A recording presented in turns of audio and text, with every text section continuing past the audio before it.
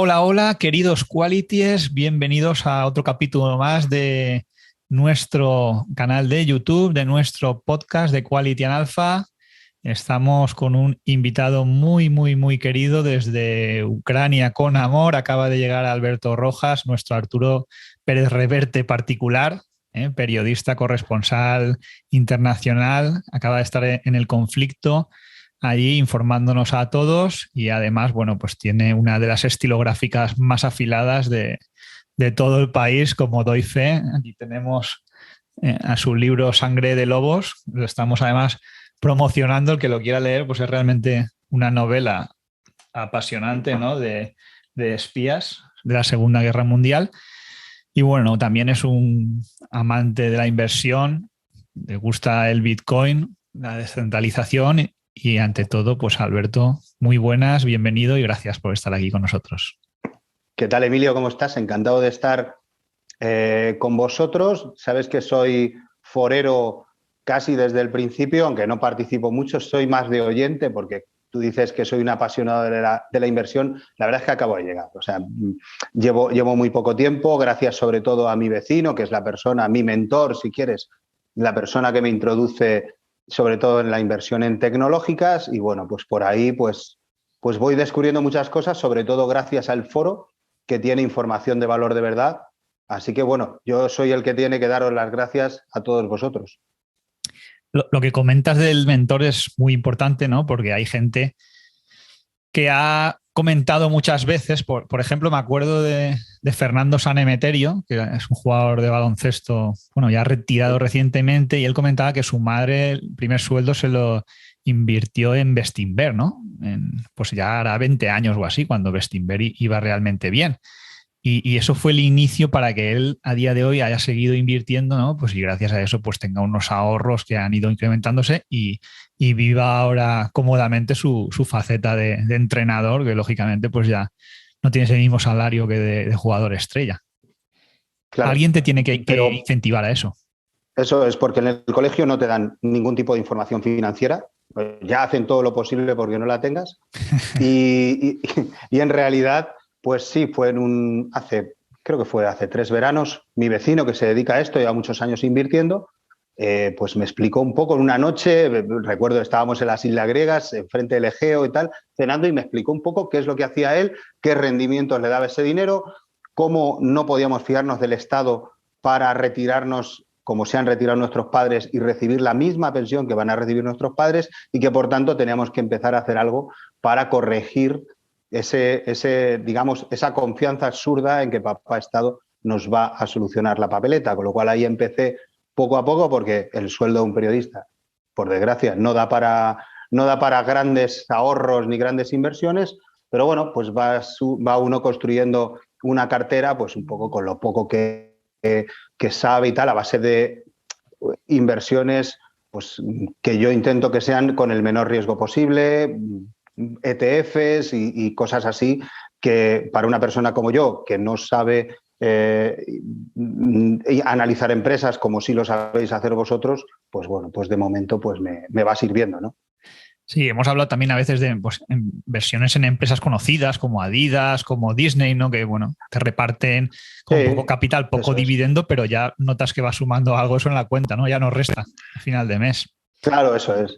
O meterte en Apple o meterte en Amazon, bueno, son cosas que ya están hiperanalizadas por otros, que bueno, que más o menos pues Fíjate no voy a decir inversión segura, pero casi, ¿no? lo que has comentado, fíjate qué bonito es, ¿no? O qué pasada pensar que puedes estar en el mar Egeo cenando ahí tranquilamente pues, con un amigo y pagar esa cena con los dividendos de una forma totalmente pasiva, ¿no?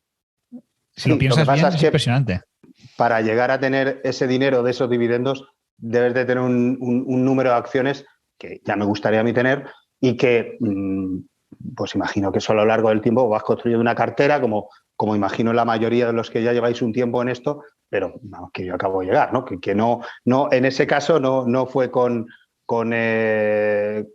pasivo o, como tú dices, ¿no? Esos beneficios obtenidos del dividendo, sino que pagué a escote como, como es legal, vamos.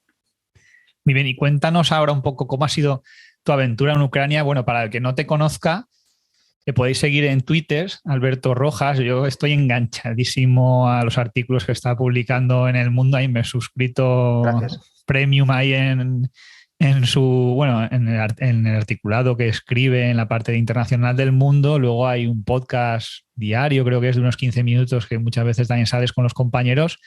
Y la verdad es que las historias que se cuentan, las guerras siempre son impresionantes, ¿no? Pero en esta da la sensación de que son unas historias que nos podrían pasar a cualquiera y de una crudeza, ¿no? que yo no he visto cosa igual, ¿no? Lo del bombardeo del hospital de Mariupol, esto ha sido increíble.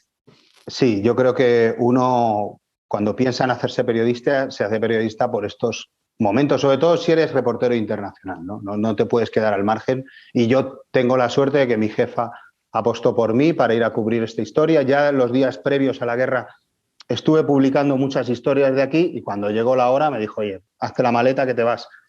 Y luego, pues, es verdad lo que tú dices, es una guerra terriblemente cruel, es muy fácil identificarse con la gente que está viniendo, con estos, yo imagino que ya andaremos por los 3 millones de refugiados ucranianos que están llegando a Europa. ¿Por qué? Pues porque son como nosotros, visten como nosotros, ves a los niños y prácticamente llevan la misma ropa que podían llevar nuestros niños. Hay una identificación muy clara y eso hace pues, que también empaticemos mucho más, ¿verdad?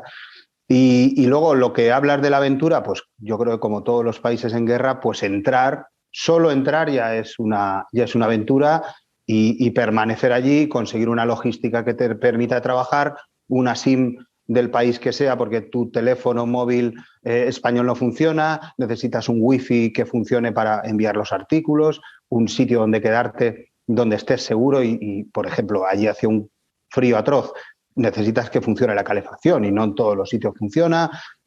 Ese tipo de cosas que al final marcan la diferencia en que puedas trabajar o no puedas trabajar. Por ejemplo, tener un buen conductor que entienda inglés y que te lleve de aquí para allá y que él conozca la ciudad donde se mueve y los alrededores para poder llevarte, que te haga contactos, que te haga un briefing nada más meterte en el coche. Bueno, pues mira, los rusos han avanzado aquí les hemos frenado y aquí va a haber un combate en breve porque están almacenando tropas ahí y tal. Él me hacía todos los días, Roman, que era mi conductor, me hacía todos los días un briefing de cómo estaba la situación en todo el país. Yo creo que eso es súper importante para empezar a currar. Todavía no hemos empezado a currar, pero tener eso resuelto es súper importante. Yo recuerdo la importancia del conductor la primera vez que estuve en Argelia. No pensaba que era tan importante hasta que llegué allí y dice, bueno, ¿cómo llegar a tal calle? No, o sea, aquí las calles no tienen ni nombre. No tienen nombre. Claro. Te mueves por referencias o por el conocimiento de la gente. Claro, si tú vas a un hotel, si quieres buscarlo tú, no lo vas a encontrar nunca.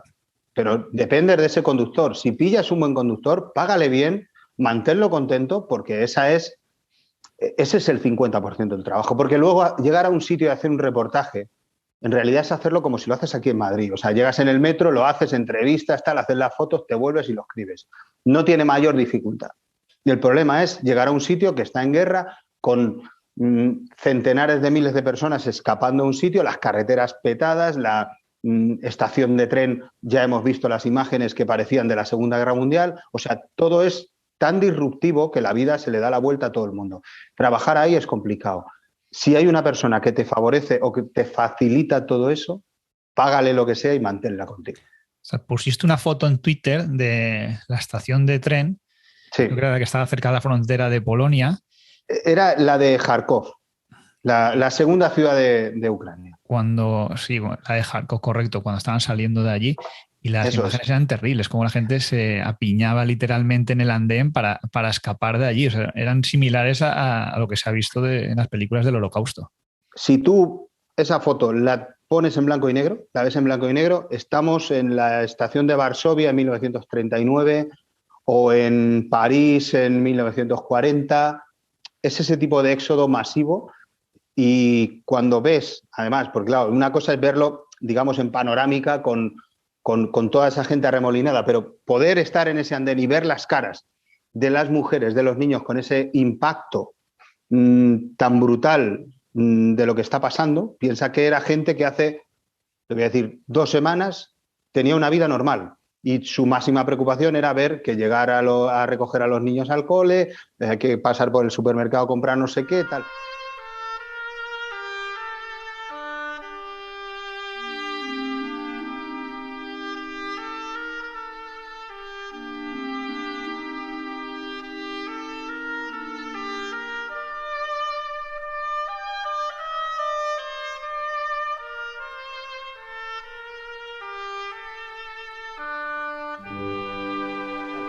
hoy su vida ha desaparecido, la vida que tenían, o todo lo que el piso derruido, o a lo mejor saqueado por los rusos. Por supuesto, el marido se tiene que quedar combatiendo, o un hijo mayor. Es decir, la familia se ha dividido, unos van a Europa, los otros tienen que quedarse allí para enfrentarse a los rusos, que no es cualquier cosa. Y eso, todo ese impacto lo llevan en la cara. Y hay una cosa que me llama mucho la atención cuando oyes hablar. Bueno, aquí hay ucranianos que llevan años desde el 2014, cuando estalló aquello de la guerra de Crimea, y le oyes hablar y dice, oye, ¿y tus padres cómo están allí, la familia? Y dicen dos cosas. Dicen, una, están vivos, y dos, tienen comida. Y digo, claro. Pues, aquí nos preocupamos a veces por el precio de la gasolina o el aceite de girasol, que yo ni siquiera gasto, y ahí simplemente se están preocupando de que haya comida y seguir con vida. Claro, mira, lo que yo viví allí en Leópolis, yo estaba en Leópolis, que es como la ciudad que se ha mantenido con cierta seguridad hasta ahora, aunque ya están bombardeando en toda esa zona. Yo solo podía echar una determinada cantidad de gasolina en el depósito, porque había, digamos, un límite. Teníamos que, cada vez que llegaba el depósito la gasolina a medio depósito, echar, porque si no te puedes quedar por ahí tirado. Había corralito en el cajero, solo podía sacar el equivalente a 150 euros, que como allí los precios son más bajos, te permitía comer. Pues yo creo que no me gasté todo el dinero, todavía me queda ahí dinero ucraniano.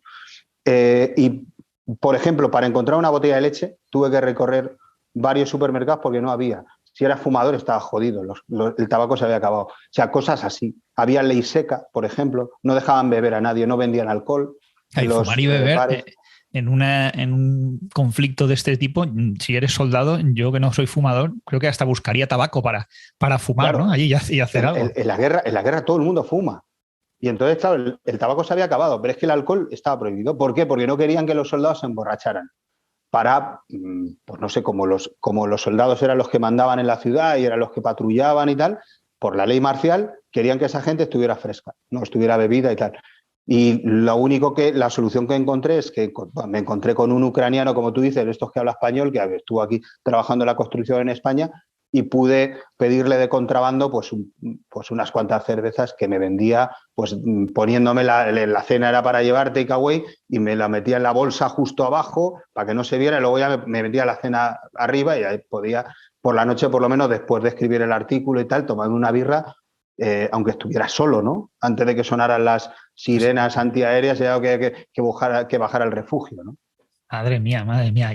Ayer estaba viendo también el podcast el vídeo de Arturo Pérez Reverte con Jordi Wild y digo, voy a rememorar un poco lo que hizo este hombre, y estaba viendo, en su época también era valiente, porque él se ponía dentro de las trincheras con la alcachofa allí a narrar la guerra de los Balcanes, mientras el soldado al lado estaba disparando allí con la metralleta al enemigo, y contaba experiencias de chavales, no sé si la has visto esa parte que dice, chavales de 15 años que se alistaban en el ejército croata porque iban sus amigos. Y claro, yo no me puedo quedar en casa, y iban todos sus compañeros del instituto, y los pobres iban allí al frente y en la primera batalla pues los aniquilaban. Yo todavía no me he encontrado eso. Bueno, el podcast o el vídeo, si quieres, porque yo creo que es un vídeo que lo ha pasado también a audio, está muy bien. Arturo Pérez Reverte es un referente para mí, para muchísima gente que nos dedicamos a esto y que nos gusta además la escritura, las novelas de espías, tal. El mundo de Pérez Reverte es absolutamente alucinante.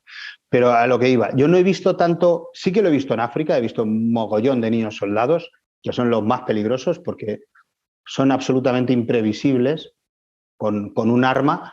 Pero en este caso, en la guerra de Ucrania, sí me he encontrado con gente que llegaba de toda Europa, incluso de Estados Unidos o de Canadá, y que se metía en Ucrania para combatir. Gente que tenía mujer, que tenía hijos, tenía una vida hecha fuera, no tenía por qué ir a dejarse la vida ahí en Ucrania, y lo abandonaba todo para meterse allí. O sea, recuerdo a 2 hermanos de Toronto que tenían hijos, mujer, tal, y que yo les preguntaba, oye, pero vosotros sabéis que si entráis en el país a combatir, ya no vais a poder salir hasta que la guerra se acabe o hasta que los maten. Y decía, no, pero es que tú no puedes entender una cosa. Mis amigos de la infancia o nuestros amigos de la infancia están combatiendo en el barrio, están defendiendo nuestro barrio de los rusos.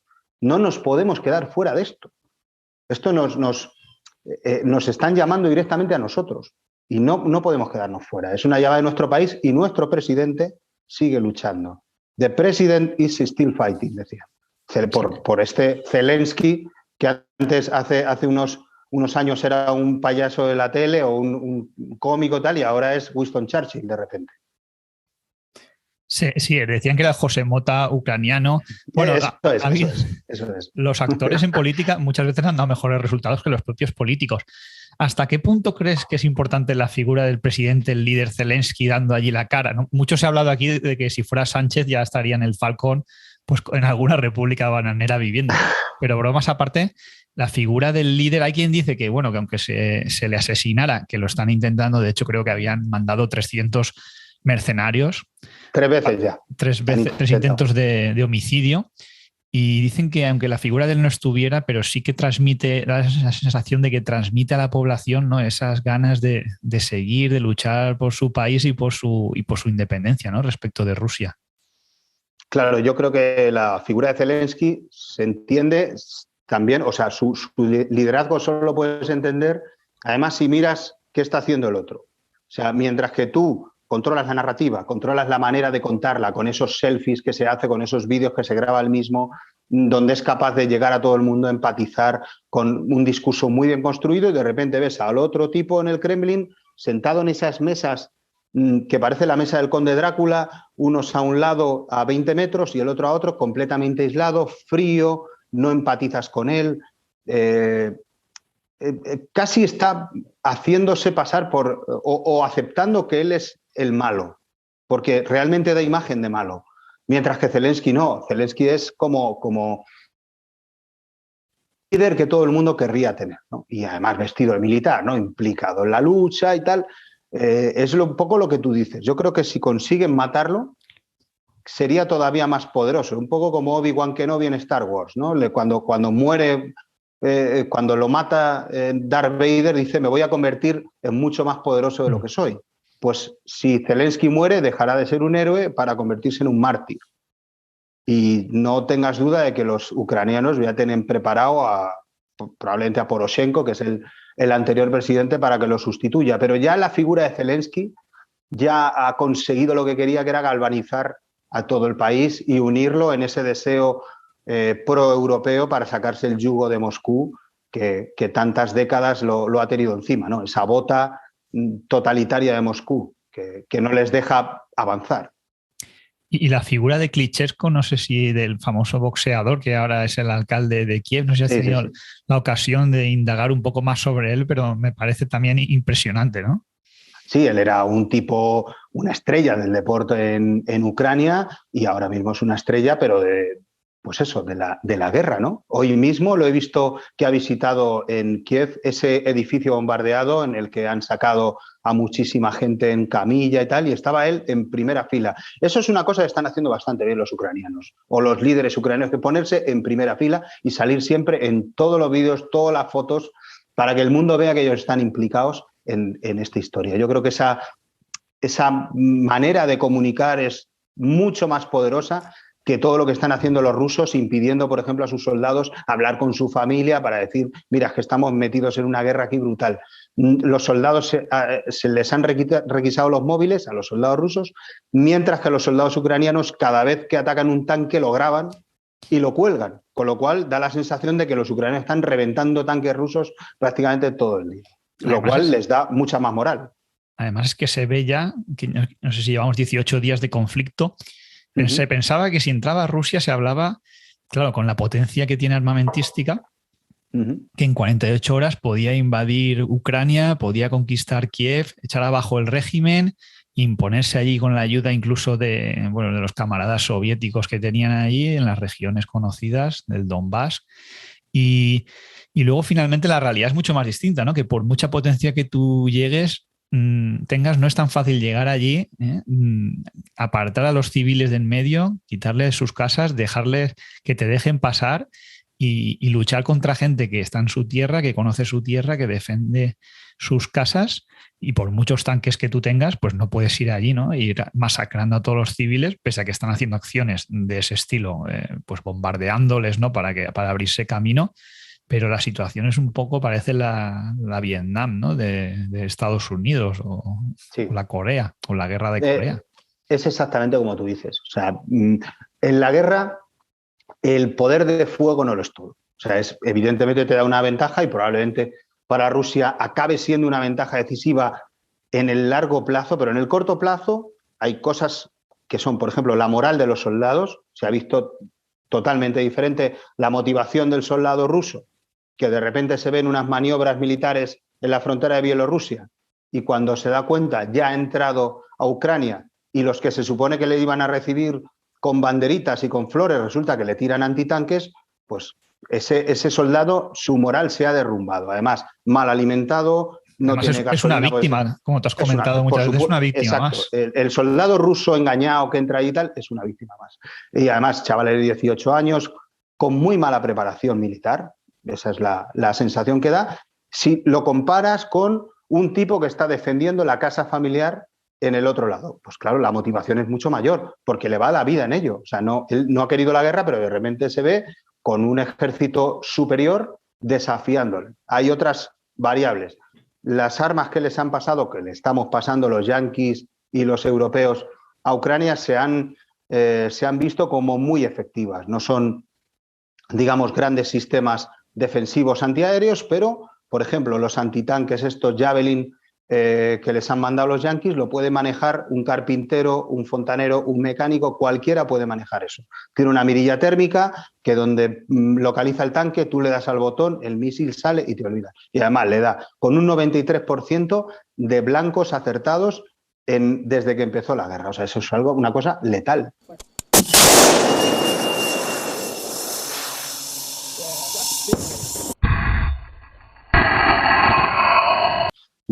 O, por ejemplo, los Stinger antiaéreos, pues los aviones rusos están volando muy bajo porque tienen una munición que es muy poco precisa y ahí es donde les están derribando pues estos milicianos ucranianos que hace 4 días estaban vendiendo zapatillas en una tienda de deportes y ahora son soldados y son capaces de derribarte un MiG-29 de Rusia.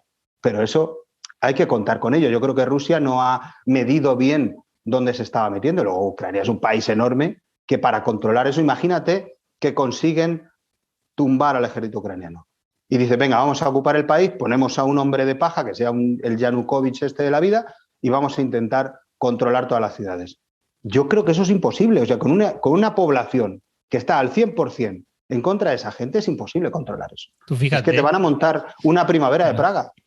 No, y que al final, fíjate lo que ha pasado en Afganistán, en Irak, bueno, en todos los países de Oriente Medio, nunca se ha conseguido derrocar a un régimen y establecer una democracia al estilo de lo que la gente quiere, ¿no? Sino que cambiar eso, si la gente no quiere el pueblo, es materialmente imposible. Si no tienes el apoyo de un porcentaje, aunque sea un 20, un 30% de la población que te apoye, es imposible llevar a buen puerto una ocupación así. O sea, yo creo que bien haría el Kremlin en este caso en buscar una salida que no implicara una ocupación a largo plazo, porque es que se está viendo, por ejemplo, en Gerson, que es una de las pocas ciudades que han conseguido conquistar, es que le salen a la calle todos los días miles de personas a plantarse delante de los tanques.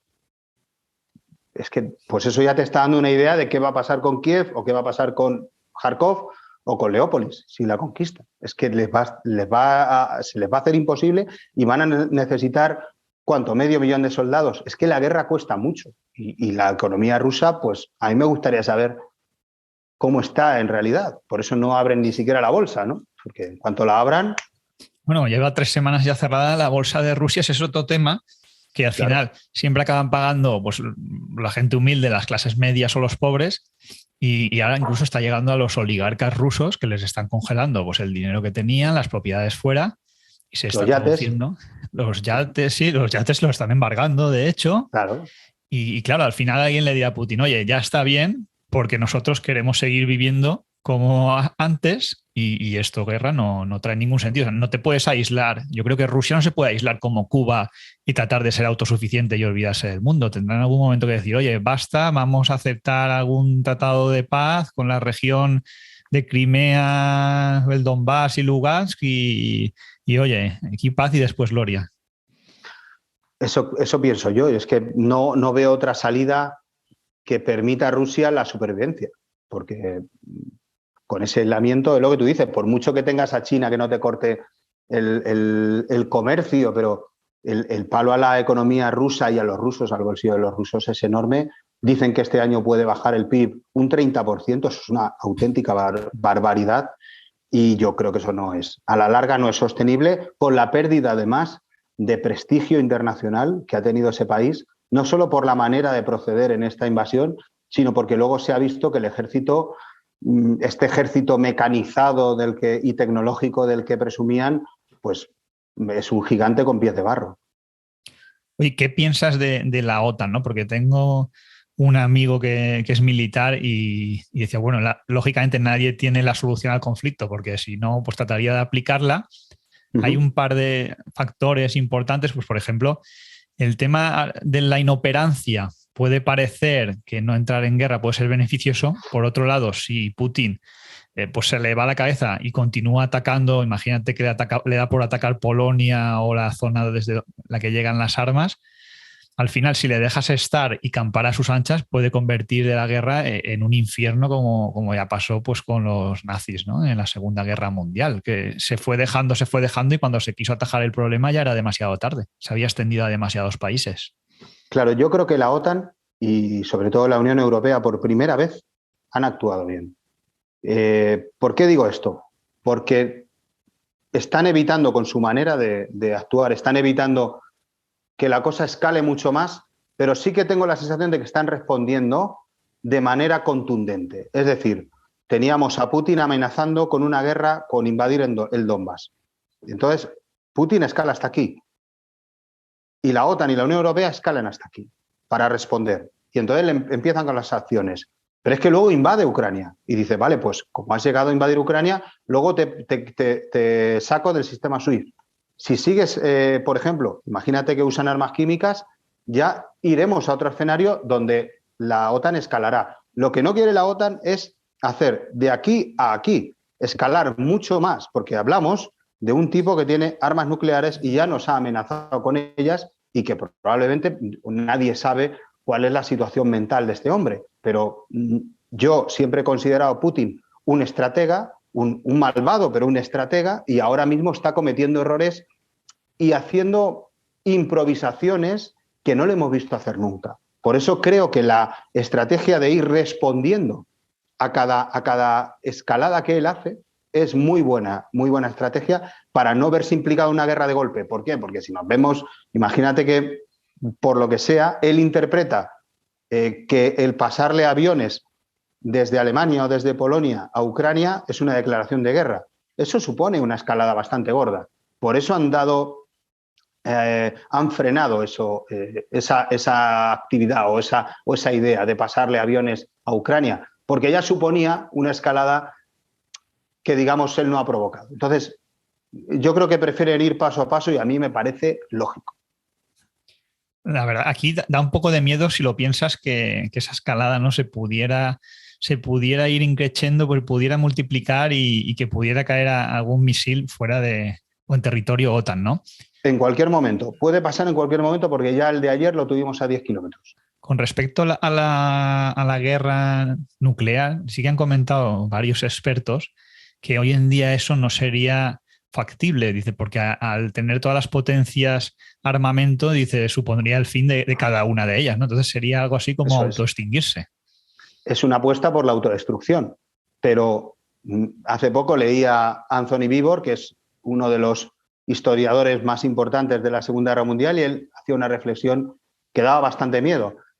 ¿Vosotros pensáis que si Putin sufre un intento de golpe de Estado dentro de Rusia, de esas élites o de ese ejército que él está maltratando, ¿creéis que no usaría la bomba nuclear para salvar su cuello? Es que un tipo que no tiene líneas rojas, un tío que ha usado armas químicas en Siria, que bombardea ciudades de la manera en la que lo hace, importándole absolutamente nada que mueran civiles. Yo de este personaje tendría bastante cuidado en escalar de una manera razonable, porque una cosa es ser contundente, pero hay que ser razonable, porque si él interpreta que has escalado más y le estás amenazando con armas nucleares, él va a ir mucho más allá. Y pensemos otra cosa, y con esto acabo. Igual que Estados Unidos no contempla el uso de armas nucleares, digamos, en su estrategia de guerra convencional, porque si ves los manuales de la guerra convencional de Estados Unidos, en ninguno está el uso de armas nucleares. En el caso de Rusia sí que está contemplado que si la guerra escala a un determinado nivel se usan armas nucleares. Con lo cual ellos no tienen que cambiar el manual, ellos lo tienen en el manual. Por eso digo que ya lo contemplan un poquito más que nosotros. Hace 3 semanas yo te diría, hay un 0% de que haya guerra nuclear y hoy probablemente haya un 1%. No es mucho, pero ahí está. Lo que dicen también es que esa decisión final depende de 3 personas en el Kremlin, ¿no? El alto mando militar, Putin, y un alto mando gubernamental, que presuntamente confiaríamos en que la razón de los otros 2 no le dejara, o por lo menos uno no dejara que se llevara a cabo eso, ¿no? Sí, pero fíjate, la gente que rodea a Putin son los antiguos compañeros de la KGB, los de la academia de la KGB que estuvieron con él en los años 70. Luego él acabó en Dresde, otro, por ejemplo, creo que su primer ministro no, el ministro de Defensa creo que acabó en Bruselas. O sea, luego cada espía fue a un sitio, pero aquellos que compartieron esa formación de espías son hoy los que forman parte del gobierno. Putin no se fía de nadie más. Nadie entra en ese círculo, digamos, de pretorianos que lo protegen. No solo la gente de seguridad, me refiero al gobierno. Y los principales militares que él tiene y con los que se reúne son militares que él conoce desde hace 40 años. Con lo cual, todos ellos comparten la visión imperialista que tiene Putin de la antigua Rusia y de la necesidad de recuperar esos territorios que fueron injustamente regalados, según ellos, claro, en la época de Gorbachov. Entonces yo tampoco confiaría mucho en que estos 2 o 3 que tienen acceso al botón nuclear fueran mucho más razonables que él, porque ya vimos cómo es gente totalmente sumisa a los designios del gran líder y cómo él es capaz incluso de humillarlos en público, como vimos hacer con el jefe de los espías.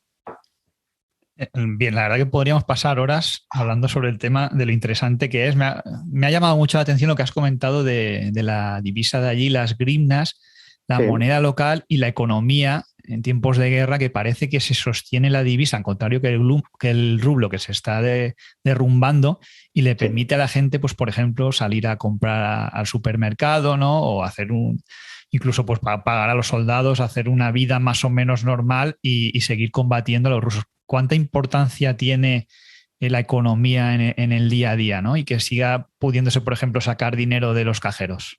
A mí me ha llamado la atención que el gobierno ucraniano no se ha venido abajo. No solo el gobierno, el Estado. El Estado. Los bancos siguen funcionando. La moneda local creo que ha bajado aproximadamente un 5%, que no es demasiado teniendo en cuenta lo que ha caído el rublo. Estamos viendo cómo todos los resortes del Estado se han puesto en marcha para el esfuerzo de guerra. Incluso las empresas privadas también están trabajando junto con las públicas para eso. Mira, te pongo un ejemplo. Conocí a unos chavales que eran diseñadores gráficos de aplicaciones web. Entonces, lo que hacían estos tíos es, en 2 días, crearon una aplicación para saber en tiempo real en todas las ciudades ucranianas qué necesidades había de medicinas, de agua, de ropa, de lo que fuera.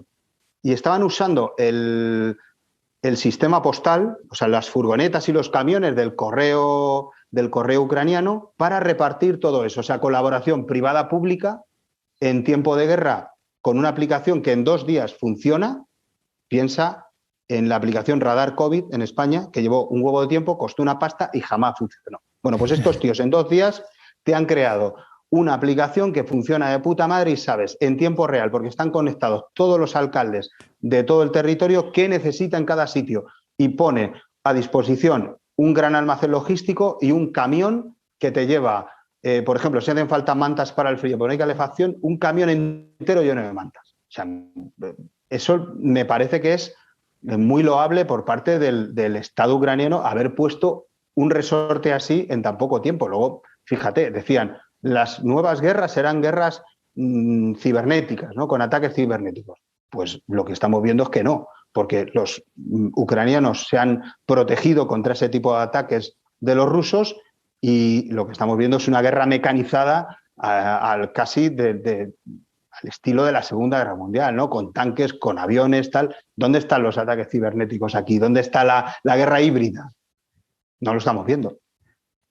Sí, parece ser que no ha sido suficiente. Bueno, ahí hubo ataques, por ejemplo, a las páginas web del Ministerio ucraniano, tratando de crear caos, ¿no? Desinformación a los medios de comunicación por parte de Rusia, pero parece ser que eso al final no ha servido para nada. Yo había leído también, bueno, de lo poco que estoy informado, casi todo es lo que hacéis a través del mundo, pero había leído que grupos como Anonymous o otros hackers conocidos como Lapsus estaban apoyando a Ucrania en su labor, pues tanto de crear aplicaciones como incluso pues salvaguardar un poco el sistema bancario o incluso del propio ministerio o los ministerios que tienen allí montados, ¿no? De los propios rusos. Sí, no sé si has oído algo allí. Están atacando las instituciones rusas, el Banco Central ruso, los ministerios, el Ministerio de Defensa, pero lo más alucinante es que están hackeando las televisiones, que no están poniendo, evidentemente, imágenes reales de la guerra, sino que están diciendo esto de la, ¿cómo es? Operación especial, militar especial, en vez de decir que es una invasión, ni poner realmente todo el daño que están causando los rusos. Bueno, pues estos hackers de Anonymous lo que están haciendo es superponer imágenes reales de la guerra encima de los informativos rusos. Y eso es lo que están viendo los rusos gracias a ese tipo de hackeo, ¿no? Que me parece la lucha más eficiente contra las fake news de este régimen putinista que ya estamos viendo cómo nos ha intentado contaminar aquí o desestabilizar metiéndonos Russia Today, Sputnik y todos estos palmeros del putinismo, ¿no?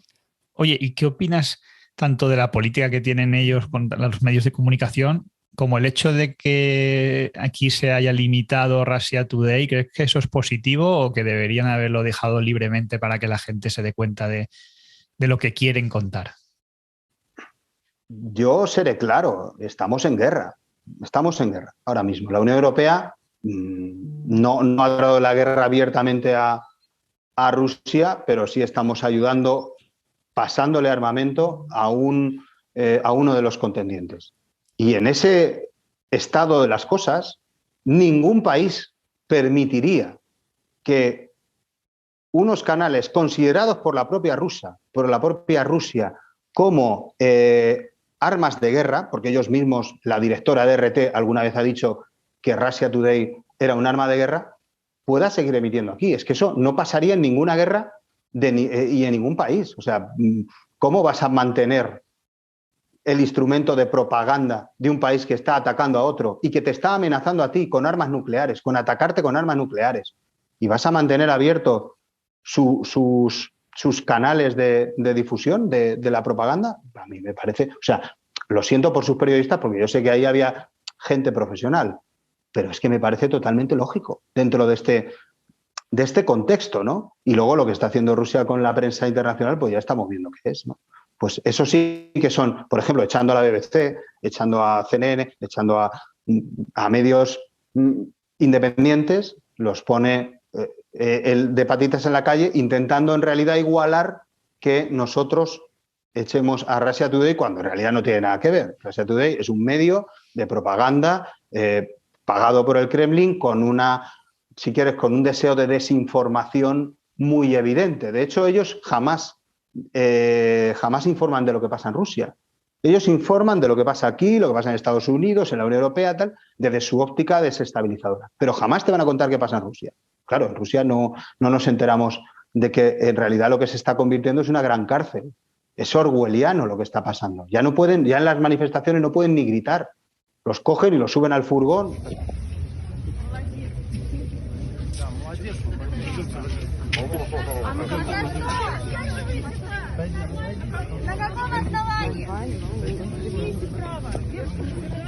Miles de personas detenidas. Y eso va a seguir creciendo porque Putin, a mí me llama mucho la atención que ahora haya gente que diga, es que este Putin, es que yo no me esperaba que hiciera esto, es que está destruyendo ciudades, es que está deteniendo a miles de personas. Ya, pero ¿dónde has estado los últimos 10 años? Porque está haciendo lo mismo que hizo en Siria y lo mismo que ha ido haciendo en todos y cada uno de las circunstancias que ha atravesado este país, ¿no? Lo que pasa es que la gente no se preocupa por Siria y realmente Armenia o Georgia pues también les dan igual. Y ya cuando ves que te toca tan de cerca, pues la cosa cambia, ¿no? Y cuando ves peligrar o ves llegar la gente a tu pueblo, ¿no? Aquí, por ejemplo, claro, está llegando gente.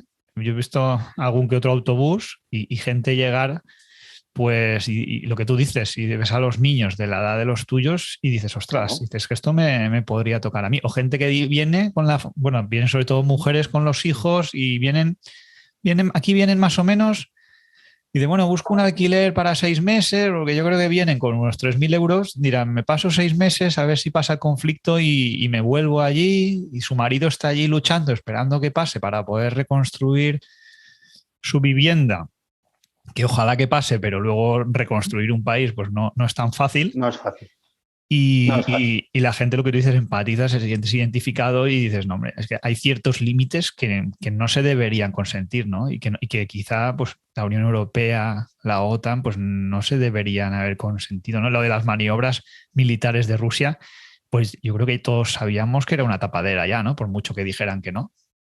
Claro, yo creo que la decisión ahora ha sido tan tajante porque son tantos años de dejarle pisar líneas rojas a este tipo que ya llega un momento en el que dices, es que tenemos que plantarnos o si no, ¿qué va a hacer este hombre? Piensa que es un tipo que no tiene ningún problema en llegar a Londres o mandar a sus agentes a Londres y envenenar a un exespía, por ejemplo. En territorio enemigo le da igual. O de coger su máximo opositor, el líder opositor, y envenenarlo también en un avión y luego meterlo en una cárcel de Siberia. Es que eso es Putin. Ahora de repente la gente se echa las manos a la cabeza, pero vamos a ver, pero si ahora no está haciendo nada muy diferente a la trayectoria que él ha llevado. Lo que pasa es que antes hemos sido muy condescendientes, si quieres, con él, sobre todo porque él tenía muy buena relación con Angela Merkel, que sabes que la canciller alemana o la ex canciller alemana hablaba ruso y él hablaba alemán, con lo cual había cierto entendimiento y por ahí pues se limaban las diferencias. Pero Como buen espía, ¿no? Un espía como buen, ruso que se precie tiene que hablar alemán. Él trabajó en Dresde, y esa es la razón por la cual probablemente no hayan pasado más cosas. Pero con Putin probablemente hubiéramos tenido que parar los pies antes. Oye, y me has comentado también off the record antes sobre el tema de las criptomonedas, ¿no? Y se están haciendo donaciones realmente escandalosas a Ucrania gracias a las criptodivisas. No sé Eso qué has es. podido intuir por allí sobre el tema del Bitcoin, incluso con Ethereum también está sirviendo pues para ayudar a la gente que puedan enviar ayuda humanitaria o financiar allí su día a día.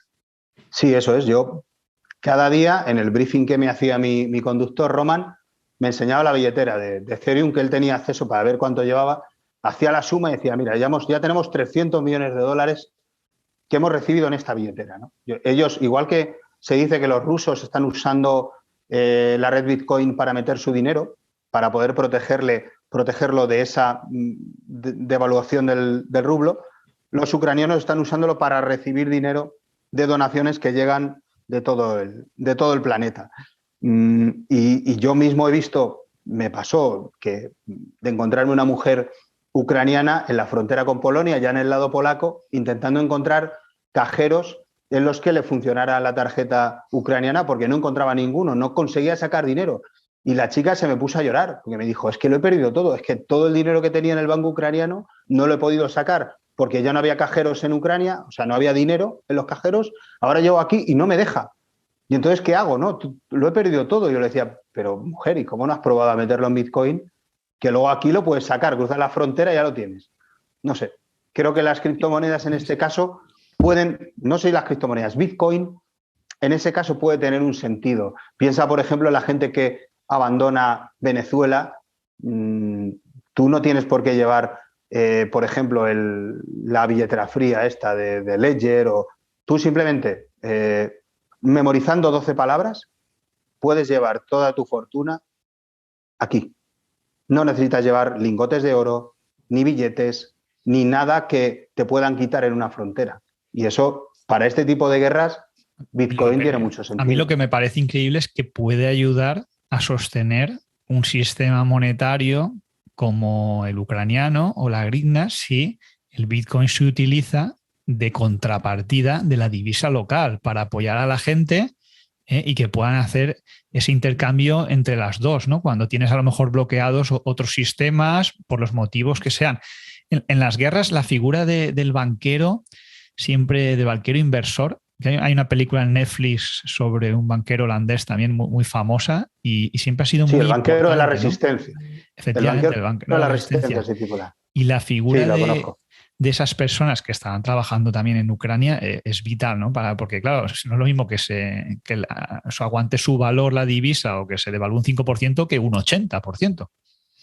Claro, pero yo tengo la sensación de que la Unión Europea está metiendo una manga de dinero importante para que el sistema bancario ucraniano no caiga y para que la moneda se sostenga. Y de hecho, ya te digo, yo las veces que fui a sacar dinero del cajero, había dinero, ¿eh? Y la moneda no se había devaluado excesivamente, ellos seguían pagando con su moneda y, por ejemplo, el apartamento que yo tenía, que yo conseguí en Leópolis, lo pagué a tocateja porque ellos querían hryvnia, no querían euro, no querían zlotys polacos, no querían nada, querían su moneda, o sea que de alguna manera siguen apreciándole valor a eso. No es una cosa que se haya devaluado. Y eso es muy mala noticia para Vladimir Putin. El hecho de que su moneda siga siendo que la confianza del consumidor siga estando en esa moneda, ¿no? Las monedas sabemos que es confianza, ¿no? A mí me encantan. Claro. Me encanta el dólar americano, me encanta porque en el billete pone "In God we trust", ¿no? Que confiamos en Dios. Eso y en es. el momento en el que la confianza se agote, mal asunto. Pero mientras el pueblo confíe en la moneda, pues se sostendrá, ¿no? Y fíjate lo que están sufriendo ahora los rusos con el rublo, ¿no? Que no están confiando las autoridades y ni siquiera ellos. Hoy leía que muchos rusos, aparte del Bitcoin, están llevando el dinero a los países árabes, a Emiratos, a Dubái. De hecho, allí les están recibiendo pues con los brazos abiertos, porque además países tax free. Y eso puede hacerle mucho daño pues, al gobierno de Putin, aunque él no lo quiera o no lo quiera ver, pero al final tendrá que tomar alguna medida en el sentido de decir, esto o se acaba o aquí de perdidos al río. Claro, mira, ahora que hablábamos de monedas que pierden valor, me acuerdo, por ejemplo, en coberturas africanas, que recuerdo, por ejemplo, mira, en Kinshasa fui a cambiar 150 euros. Y 150 euros en dólares, o creo que era 150 dólares, exacto. Yo no tenía bolsillos para poder llevar la cantidad de billetes que me dieron, billetes decrépitos, que incluso pues, olían mal, o sea, billetes que se te deshacían en la mano, de haber impreso pues toneladas y toneladas de billetes cada día para intentar reflotar una economía que estaba totalmente tumbada.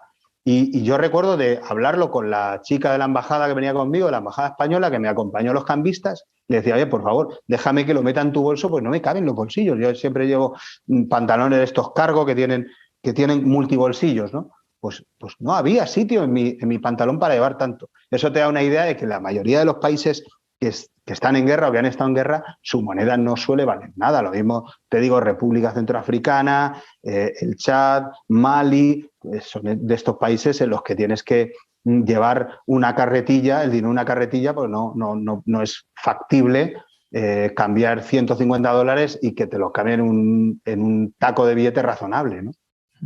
Sí, ahora muchos de esos también es verdad que sueles en dólares, ¿no? Te suelen mirar con buena cara cuando intentas pagar en un sitio. O incluso ahora ya el euro. Lo que pasa es que el euro, normalmente te dicen 10 dólares, 10 euros, y como el euro es más caro, pues si lo llevas en euros sales perdiendo. Sales perdiendo. Sí, yo con dólares me he movido en África sin ningún problema. Quieren dólares nuevos, eso sí, quieren dólares más allá del 2009, 2010. No quieren dólares antiguos, no sé por qué, o valen menos. Me he acordado, no sé por qué, de una película que me gustó mucho, que era El puente de los espías. Sí, Seguro que la has visto, ¿no? Tom Hanks, sí, es muy buena. Hace un papelazo bueno y la verdad es que ahora pienso que la realidad supera la ficción. No sé, esto que se cuenta de los rusos y de los espías, que parece que es de los años 50 y 60, estoy convencido de que todavía siguen pasando Absolutamente. aberraciones de todo tipo. Bueno, lo de Absolutamente. Litvinenko lo vimos ahí, ¿no? Y el famoso Polonio. Mira, yo para acceder a Ucrania, me acuerdo que me miraron tanto en el tren, porque el tren paraba en la frontera, justo yo coges el tren en Polonia, en la propia frontera, en la garita fronteriza, para el tren y te miran pasaporte a pasaporte y comprueban el nombre para ver que tú eres lo que dices ser. Si yo digo, soy periodista del Mundo, ellos van a teclear y van a buscarlo. Por eso el tren para ahí, pues hora y media. Hasta que no comprueban todos los pasaportes, el tren no continúa. ¿Pero qué están haciendo? Buscando agentes rusos. La gran obsesión de los ucranianos era intentar filtrar y coger a todos los agentes rusos que intentaban entrar. Seguro que hay espías rusos allí. Y de hecho había un café, típico café decimonónico de hotel de 5 estrellas, del Gran Hotel, por ejemplo, donde se habían trasladado las embajadas que estaban en Kiev, ya se habían trasladado allí a Leópolis porque era más seguro y tal, y cada habitación era una embajada. O sea, recuerdo, el embajador italiano, por ejemplo, la embajada era su habitación. Y entonces, abajo, en el comedor, que era el café, donde la gente tomaba café y tal, yo recuerdo que yo pensaba, digo, pues ese tipo de ahí debe ser espía ruso. Como en una Y película. ese tipo de ahí seguro que es un contraespía ucraniano que intenta trincar al otro. Y este está aquí intentando escuchar los planes porque también había el embajador británico, entonces hablaban entre ellos y digo, vaya sitio para espiar que es este café. Pues yo estoy convencido de que, y además el ambiente, la propia ciudad era muy puente de los espías, porque Leópolis es una ciudad muy bonita que recuerda un poco, es como una ciudad del Imperio Austrohúngaro que recuerda a Praga o Cracovia, ese tipo de ciudad bonita, pero muy, ya cuando se ponía el sol y tal, como muy de ambiente de novela de espías, ¿no? Entonces yo me imaginaba a estos espías rusos, o creería yo que eran espías rusos, luego enviando estos comunicados a Moscú, pues ya no con el Morse, pero de alguna manera para no ser descubierto. Es una ciudad muy, en ese sentido, que la puedes usar. De hecho, pienso usarla para la próxima novela de espías que escriba. Leópolis puede ser uno de los escenarios. Y de ahí puede salir la segunda parte de Sangre de Lobos. Perfectamente. Puede salir. Me la estoy imaginando, ¿no? Es una especie de Casablanca mientras suena el piano de fondo. Pero sí, mira, lo único que le falta, porque incluso encontré un tipo que podía ser Oleg, este Oleg que te digo yo, podría pasar por Rick, incluso llevaba chaqueta blanca y tal, como Rick en el café. Lo único que faltaba era el champán. No había champán, había ley seca. Entonces eso, pues al final impide que el volumen de las canciones, por ejemplo, la marsellesa, pues suba, ¿no? Fíjate que en Oriente Medio, que bueno, no sea esa situación de espionaje o por lo menos la ha percibido, pero cuando estás allí en los hoteles normalmente está prohibido el alcohol en todos los sitios, menos en esos locales de los hoteles de 5 estrellas, ¿no? Si vas al Ritz, al Sheraton. Pero lo pagas, ¿eh? Hombre, lo pagas. Y tanto que lo pagas. Las cervezas, recuerdo que eran a $20. Y el champán, pues ponle $300 una botella, ¿no? Es una sensación un poco surrealista. Oye, ¿es verdad que la guerra huele, como dice Arturo Pérez Reverte? ¿Se huele la guerra a plástico quemado y a cosas? Sí, y por ejemplo, otra cosa de las que dice es verdad. O sea, llega un momento en el que cuando ya pisas cristales rotos, ya es que te estás acercando a una zona peligrosa, ¿no? Lo que él llama el territorio comanche, pues es verdad, las zonas donde ya no suenan ni los pájaros, ¿no? Yo recuerdo en República Centroafricana que estábamos en un barrio entre la zona cristiana y la zona musulmana. Y había como una especie de, la Avenida de Francia, que era la línea divisoria entre un barrio y otro barrio. Las casas de toda esa zona estaban quemadas y ya no se oía nada. Ya no cantaban ni los pájaros. Y recuerdo que nuestro fixer, el centroafricano que nos acompañaba, tal, en un momento dado algo debió sentir, algo debió ver y ya dijo, vámonos. Pero ¿qué pasa, hombre? Déjame hacer una foto. No, vámonos. O sea, por eso es tan necesario en estos países llevar un fixer que es el que te fija el terreno, el tipo que conoce todo, que que sabe el idioma, que puede ver cosas que tú no ves, ¿no?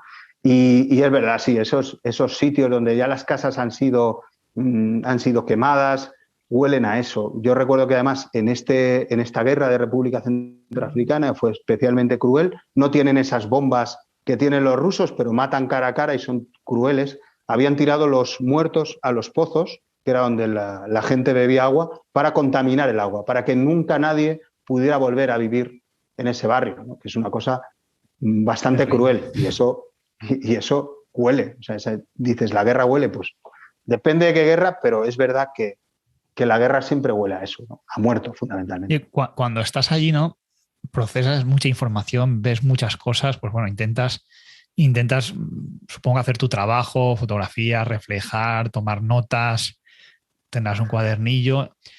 Y en ese momento yo creo que no eres muy consciente de lo que ves. Cuando ya vuelves, a mí me ha pasado, yo no he estado en conflictos de ese estilo, pero te pasa que cuando vuelves a casa en un viaje, en tren, en avión largo, y te pones a reflexionar, y no sé si te entra como una sensación, no sé si de vacío, de tristeza. A mí me pasaba volver de un país y decir, ostras, nos quejamos en España a veces de que haya inflación y los salarios estén mal y tal, nos quejamos de vicio, dice, porque entre la seguridad que tenemos y que aquí estamos pagando a lo mejor a una persona $40 al mes o 50 o 100 y se está jugando la vida, ¿sabes? Y nosotros allí tenemos todas las comodidades.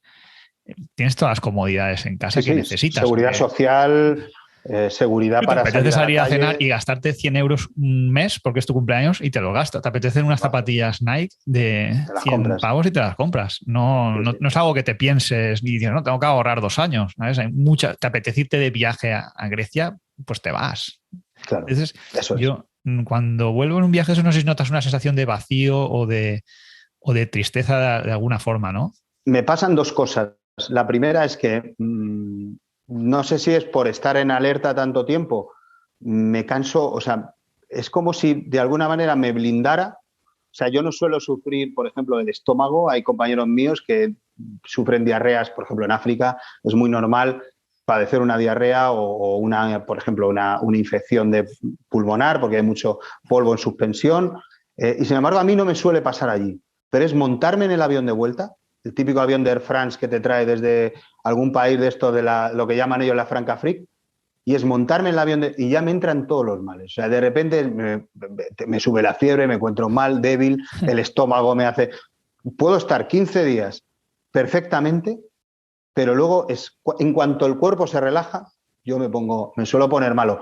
Y luego bajan las defensas, eso tiene una explicación científica. Bajan las defensas. Eso es, o sea, yo me relajo y ahí es donde te vienen todos los males que el cuerpo no te ha dejado padecer, te vienen ahí. Y luego, pues, por ejemplo, en este caso, en Ucrania he venido muy cansado porque empezabas a trabajar a las 7 y acababas pues casi con el toque de queda a las 10 de la noche y luego con un poco de suerte, si no había alarma antiaérea te dejaba dormir, pero si no, pues tenías que bajar al refugio, tal. O sea, al final he dormido muy poco y me he tirado 3 días, pues prácticamente groggy aquí, durmiendo muchas horas. He intentado ir al gimnasio, pero me he hecho medio entrenamiento, no he podido terminarlo. Yo hago CrossFit y no he podido terminarlo porque estaba realmente cansado. Hoy ya me encuentro mucho mejor. Y el frío allí tiene que ser polar, ¿no? Y más en esta época. El frío es paralizante. El frío, sí, yo iba bien abrigado y tal, porque sabía más o menos a lo que me iba a enfrentar. Había estado en la frontera con Bielorrusia cuando esta historia de Lukashenko hace unos meses, creo que fue en noviembre, que él trataba de enviar inmigrantes de Oriente Medio a través de la frontera y los polacos blindaron la frontera y tal. Sí. Acuérdate de aquello. Pues ya pasé frío, yo iba como mentalizado de que iba a pasar frío, pero claro, aquí como he hecho tantas colas, por ejemplo, para poder acceder al tren que te iba a Ucrania, fueron 3 horas en el frío, pero es que luego para salir del país, otras 6 horas en la frontera con aquellas 2 mujeres que me traje, ucranianas y tal, que si estás moviéndote no pasas tanto frío, pero como te quedes parado, como además está nevando, es absolutamente helador, es paralizante. Yo me acuerdo que tenía que escribir un artículo para El Mundo y pensé, digo, bueno, voy escribiéndolo en el móvil y así voy avanzándolo. Pero claro, cuando saqué las manos de los bolsillos y me quité los guantes, digo, no, es imposible. No puedo, no me deja ni siquiera teclear por el frío. Es horrible. El frío es una de las peores cosas para trabajar. Y allí lo he notado, vamos, lo he sufrido bastante. ¿Y qué te dice tu jefe ahí cuando vuelves? Dice, coño, Alberto, ¿qué pelotas tienes, ¿no? De estar allí todo lo que habéis aguantado. Hay gente No, que mi jefa piensa, perdona, es algún jefa, forero me ha dicho, ahí, ostras, tienen que ir ahí los corresponsales y se tienen que hacer de oro del dinero que están allí con las dietas y todo. Y digo, no te creas tú que eso lo hacen más bueno, por amor a su profesión. la pernocta creo que es viaje con pernocta, 50 euros al día, creo que es que al final con Hacienda tal se quedan 35. Para que te hagas una idea, 35 euros es el extra digamos, dormir en una zona de conflicto, igual que dormir en una zona que no es de conflicto. O sea, si pasas fuera de casa una noche, tienes ese extra en nuestro salario, que ya digo que es muy bajo, pero no el mío. Es decir, en general la profesión está pasando por un momento muy precario y ese es el sueldo. Pero tú dices, esto de la valentía o de los qué huevos y tal, para nosotros no es exactamente así, nosotros no lo vemos como que hay que ser o no valiente, sino lo que hay que ser es profesional, ¿no? Uno trata de ser, de ganar experiencia para afrontar este tipo de cosas y aprender, por ejemplo, que la logística es lo más importante, mucho más importante que ser o no valiente. Yo en realidad creo que a mí me da mucho miedo la guerra.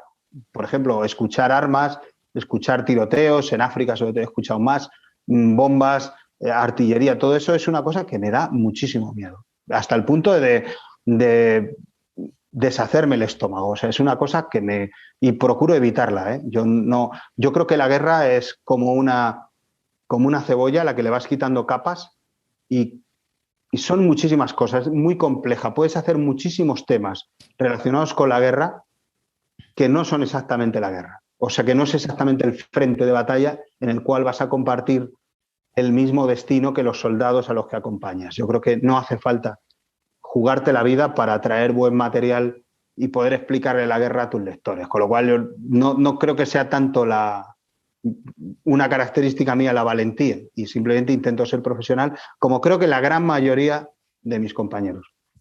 Bueno, hay una cosa que haces muy bien y yo que te leo ahora asiduamente, soy consciente, ¿no? Y tú transmites de la guerra las historias de las personas que hay detrás. Y yo creo que al que estamos leyendo no nos importa menos que los rusos estén disparando entre los tanques ucranianos y los rusos o haya un fuego cruzado, que el saber esas historias, qué pasa con esas historias de la gente que está viviendo en un sitio con sus hijos, se tienen que ir, se tienen que abandonar su país, cómo van a empezar, no saben pues cómo van a comprar, de dónde sacan el dinero, lo que tú decías, si en el banco el dinero que tenía una persona que lleve, no sé, 30 años ahorrando, lo que sea, y ahora no sabe si lo va a poder sacar y comprar, ahora a lo mejor se va a empezar de cero a Polonia y tiene unas dudas grandes, entonces eso pues la verdad que sí que preocupa, ¿no? Y incluso a la hora de plantearnos cosas nosotros el día de mañana, porque uno da la sensación de que frente a los políticos estás desprotegidos. Un político mañana toma una decisión de decir que no puedes sacar más de 100 euros de España y no lo haces, por el motivo que sea. Puede ser una crisis energética, política, militar, civil, lo que sea. Entonces, frente a eso, pues el conocimiento es lo que te puede dar en el futuro la salvación, ¿no? Sí, yo te agradezco tus palabras, pero al final yo lo que trato es de manejar el factor humano. Es decir, esto es un drama enorme, probablemente con números que se acercan ya a lo que pudo ser la invasión de Polonia en la Segunda Guerra Mundial o algo así. Ha superado las guerras balcánicas, el genocidio de Ruanda y otras crisis enormes Es que que hemos hablamos, padecido. perdona, de 3 millones ya de refugiados Claro, en 3 semanas, ¿eh? pero 3 millones de refugiados al final es un número. Pero detrás de ese número se esconden personas. Y esas personas me las he cruzado yo. He hablado con ellas, se sientan al lado mío en el tren. Yo me siento a cenar y hay una chica, recuerdo, Marina, cenó 2 noches conmigo, una chica ucraniana, contándome cómo su madre estaba encerrada en Kharkov y no podía salir porque además tenía un problema no me acuerdo qué, pero no podía, estaba esperando una operación de cadera, no se la hicieron porque llegó la guerra, entonces no podía caminar. Imagínate la ansiedad de esta persona sabiendo que esa ciudad la van a arrasar los rusos, ¿no? Pues es que ese tipo de dramas al final te los están contando y no te puedes esconder detrás de una determinada cifra, porque una cifra sola no dice nada. Para mí, el periodismo de datos, si no lo acompañas de historias personales no sirve de nada. Y yo, al final, también contraes cierto compromiso con la gente con la que hablas y ese es lo único que yo puedo hacer en realidad, es contar lo que les pasa. Nada más. O sea, Y yo no soy un contarlos es activista. muy importante, porque la repercusión que Sí, está teniendo esta guerra y las consecuencias vienen fruto de contarlo, porque las guerras de Siria, no sé, o de Libia u otros sitios no han tenido desde luego esa repercusión porque no ha llegado a tanta la gente. Y aquí la gente está pidiendo que se hagan cosas y que se acabe esto, ¿no? sí, eso es. Es Y que eso, eso para mí es clave. O sea, que la gente conozca lo que está pasando. Yo entiendo que hay mucha gente que está muy harta de ver dramas y que tiene sus propios problemas. Venimos de una pandemia que ha sido un cisne negro terrorífico, donde ha muerto muchísima gente, ha sido muy disruptivo para nuestras vidas, para nuestra economía, pero es que esto es muy gordo. Y yo creo que cada uno tiene el deber cívico consigo mismo de enterarse de lo que está pasando y de poder ayudar en la medida de lo posible. Lo estamos viendo. España siempre es un país muy generoso a la hora de donar, a la hora de acoger, y yo creo que ahora me da la sensación de que va a estar a la altura. Pero yo creo que como ciudadanos libres, nuestra labor es estar informados. ¿no te pasa, por ejemplo, por mezclarlo un poco con la inversión? A veces vuelves a tu casa, has estado trabajando allí 15 días o el tiempo que sea, y bueno, pues, lógicamente pues recibes ahí una compensación económica, una remuneración. A lo mejor vuelves y ves ahí en la cuenta que has cobrado, no sé, 50, 100 euros de dividendos. Por no hacer nada, por tener un capital ahí que te renta, ¿no? Y que los cobras igual, Sí. estés igual aquí o en Ucrania. Y piensas, aunque sea poco dinero, que bueno, poco a poco va creciendo, y dices, ostras, qué afortunado soy yo, ¿no? Cuando hay personas como Marina que su única preocupación es que la pobre su madre pueda salir de allí, le operen de la cadera y siga viviendo con normalidad. Claro, es que llega un momento que relativizas todo. O sea, yo el tiempo que he estado fuera, tanto la semana que pasé en Polonia como la que pasé en Ucrania, no he mirado nada de cómo iba el Nasdaq o cómo iba el dinero que yo tengo metido ahí. Es que fue volver a Madrid y fue cuando me acordé, anda, a ver cómo ha ido esto.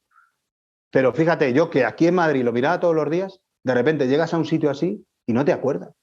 ¿Cómo va el Bitcoin? Me da igual. Pues estoy aquí viendo salir a decenas de miles de personas delante de mí con dramas enormes. O sea, no he caído en eso. O sea, digamos que eso llega un momento en el que pasa a un segundo plano porque es la vida la que está en juego, ¿no? Me refiero a toda esa gente.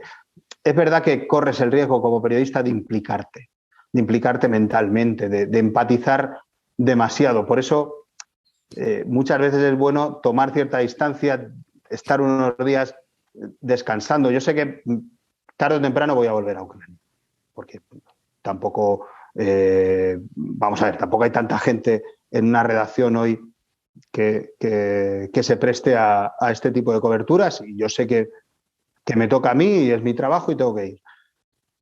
Pero ahora mismo lo que me pide el cuerpo es alejarme un poco de esta historia y voy a tener que dejar de ver Twitter, de ver los informativos y tal, porque es verdad que estoy muy metido en esto. Lo que tú me decías, es que es una cosa fascinante, pero mi cabeza tiene que descansar. Es que engancha mucho, es que engancha mucho.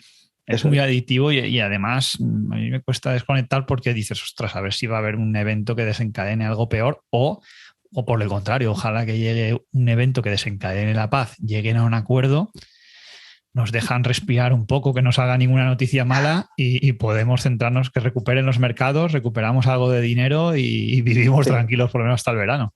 Sí, yo te voy a decir que era pesimista, lo hemos estado hablando estos días, lo hemos hablado tú y yo también cuando estaba en Ucrania.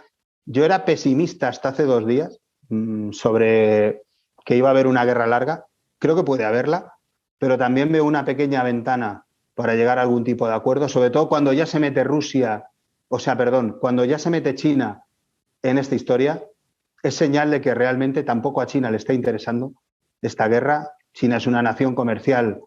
Bueno, China está bajando mucho la bolsa china y está también perdiendo ahí mucho dinero y probablemente no les interese ni les guste eso, porque los chinos, si hay algo de dinero, entienden algo, eso seguro.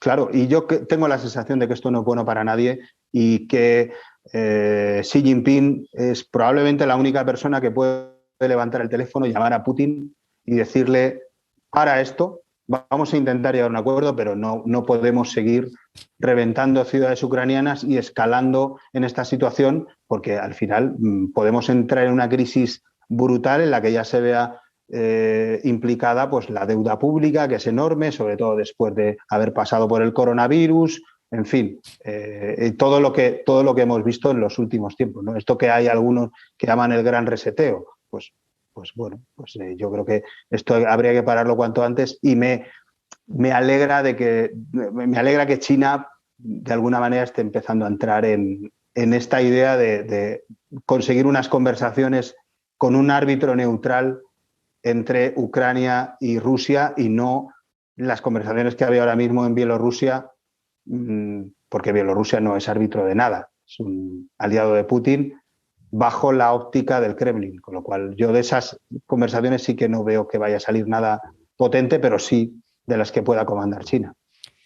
Bien, y para ir terminando y dejarte ya que descanses, vayas al gimnasio un poco, hay un par de cosas que te quería preguntar. En primer lugar, bueno, ¿qué es lo primero? Normalmente cuando llegas a Madrid, ¿qué es lo primero que haces? ¿No? Yo, una de las cosas que suelo hacer si llego al aeropuerto es tomarme allí una tapa de jamón y un vino. Aunque no suela beber, pero cuando llegas a España, o un trozo de tortilla de patatas. Eso es algo que, además lo ves en el aeropuerto que está lleno de gente haciendo lo mismo, aunque te cobren 15 euros por la tapa y el vino. Muy parecido. Mira, yo hago una cosa que es irme aquí muy cerca de mi casa a la cafetería HD, que es, para mí hace las mejores hamburguesas, probablemente de las 3 mejores hamburguesas de Madrid, y me como una hamburguesa doble con queso cada vez que vengo. Ya venga del Congo o ya venga de Francia o de Portugal o de Ucrania.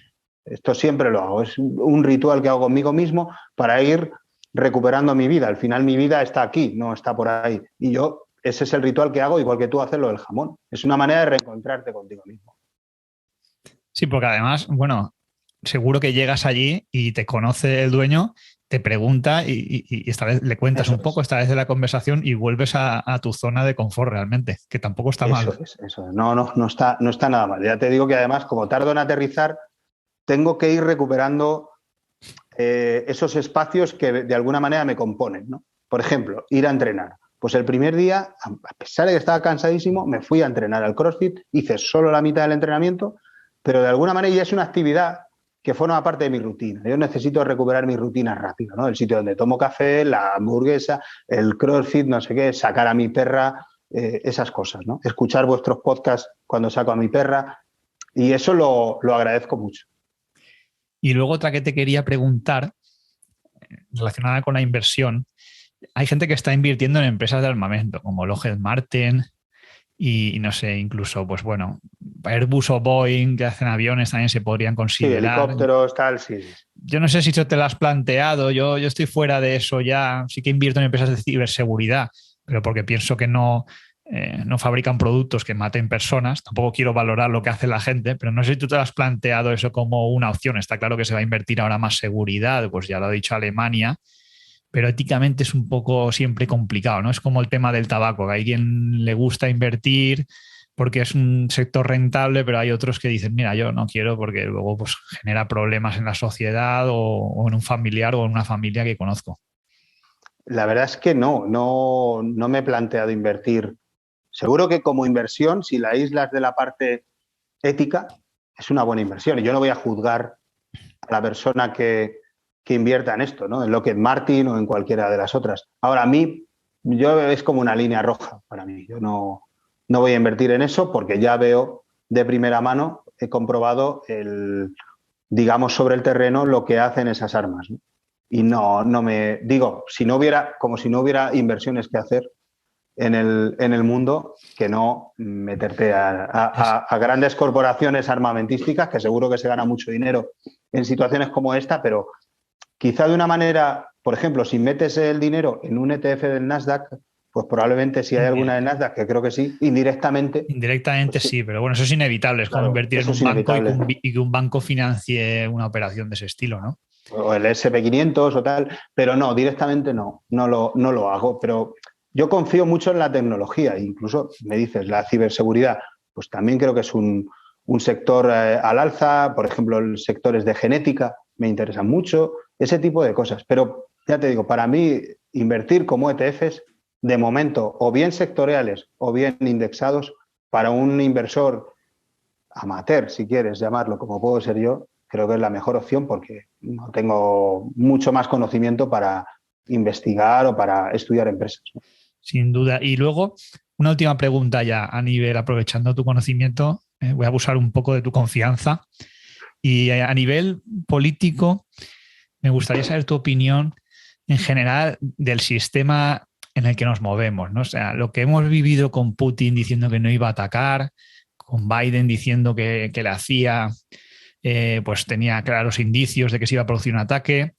Luego ahora pactando con Venezuela, que hace nada era el demonio. Maduro diciendo que iba a buscar un acuerdo ahora que el petróleo está a $140 con los yanquis, cuando antes eran los malditos imperialistas. Sí. No sé, yo aquí no veo claro los políticos a qué jugar. Parece que se mueven por intereses. Por un lado te envío armas, por otro lado compro el gas a Rusia para financiar la guerra. O sea, ¿vivimos en un Matrix constantemente o es una sensación falsa que tenemos? Bueno, es una dosis de realpolitik lo que vivimos estos días, ¿no? De repente, esta guerra con Rusia desata acciones que antes nos parecían increíbles. De repente, recuperar a Maduro como socio fiable para comprarle petróleo, recuperar el pacto nuclear con Irán, que era el gran demonio de Estados Unidos, pues son cosas que te ponen sobre la pista de que el verdadero enemigo o a la persona contra la que van es Putin. Y todo lo que hagas da igual porque es el que hay que, ahora han decidido que hay que derribar porque ha ido demasiado lejos.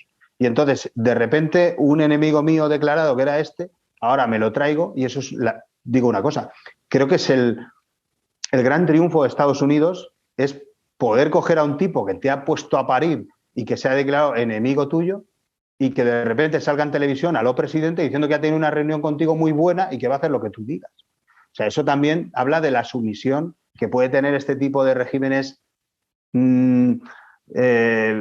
para sobrevivir, ¿no? ante una cosa con la que estamos. Para mí lo que ha pasado, esto que diga Putin no voy a invadir Ucrania y lo repita durante meses y Estados Unidos diga sí y además lo vas a hacer cuando termine la tregua olímpica y así ha sido para mí el gran triunfo de la inteligencia de Estados Unidos, que se ha puesto en entredicho muchas veces, pero que en este caso pues ha acertado al 100%.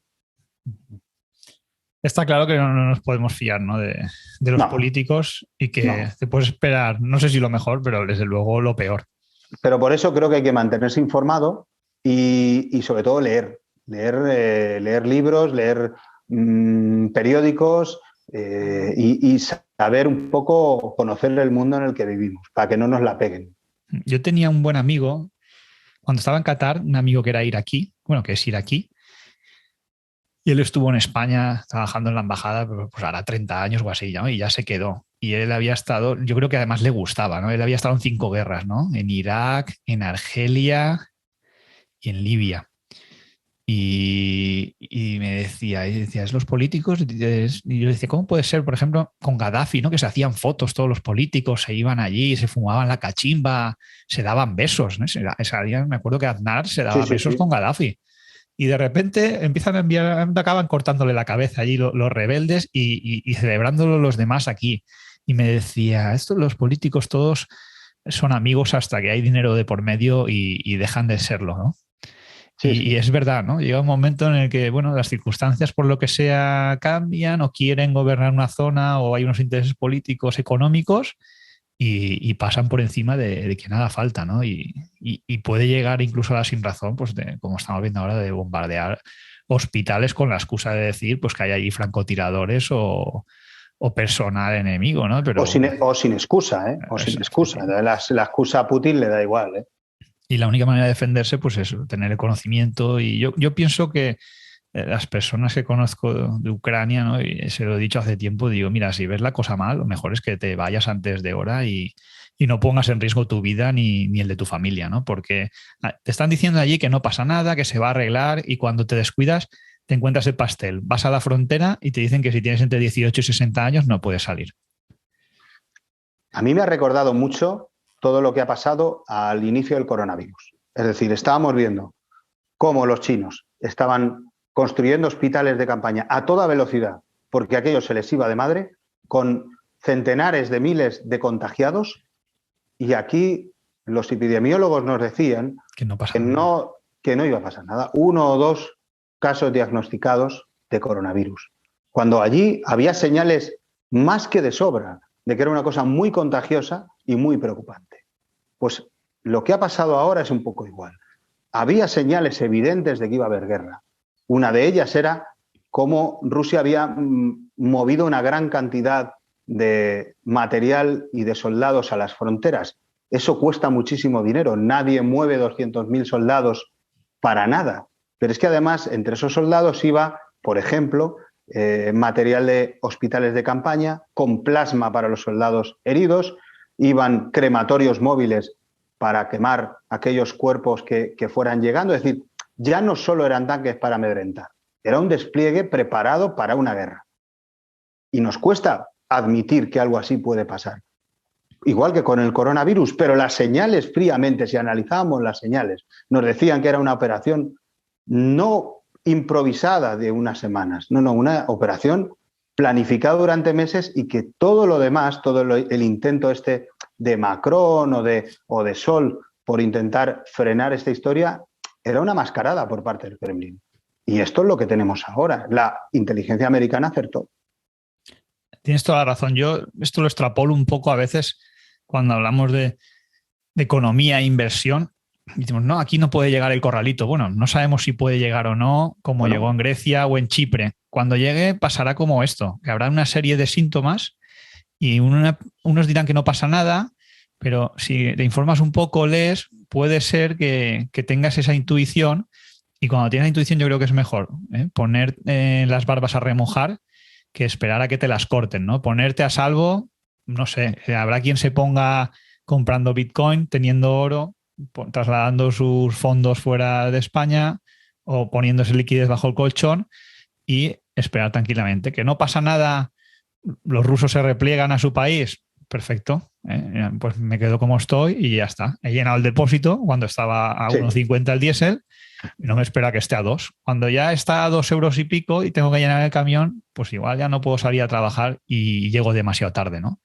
Y claro, es importante informarse y leer, pues sobre todo, fuentes lo más independiente posible. Desde luego no Russia Today.